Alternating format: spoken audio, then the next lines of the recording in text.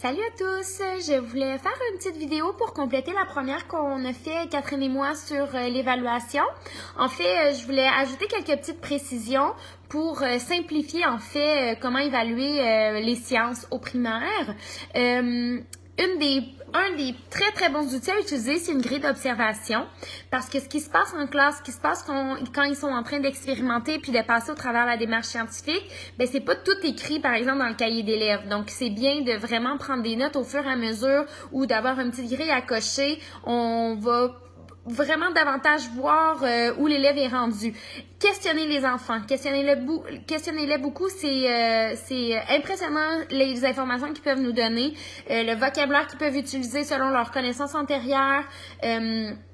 Vraiment sont capables de plus développer leur pensée à l'oral souvent qu'à l'écrit. Puis comme on n'évalue pas le français, ben c'est bien de le faire. Surtout pour pour les enfants plus en difficulté, vous savez que l'écriture c'est difficile. Ça peut être un obstacle qui, dans le fond, ne permet pas de montrer vraiment le réel potentiel de l'enfant en sciences.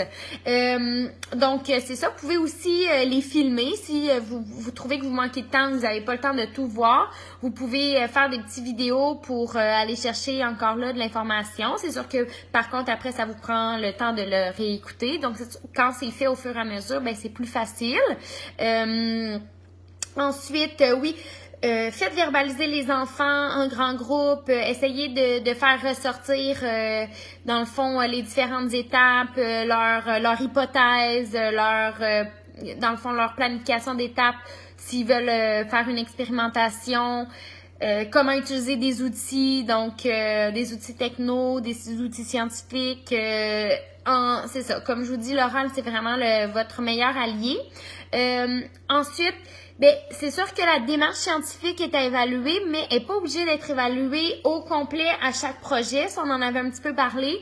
Donc, ça aussi, ça enlève une lourdeur. C'est-à-dire que si vous décidez qu'à la première étape, vous évaluez les hypothèses et, je sais pas moi, l'utilisation d'outils technologiques, ça peut être ces deux critères-là que vous évaluez. Donc, il n'y a pas à passer au travers tous les critères. Ça allège la tâche quand même.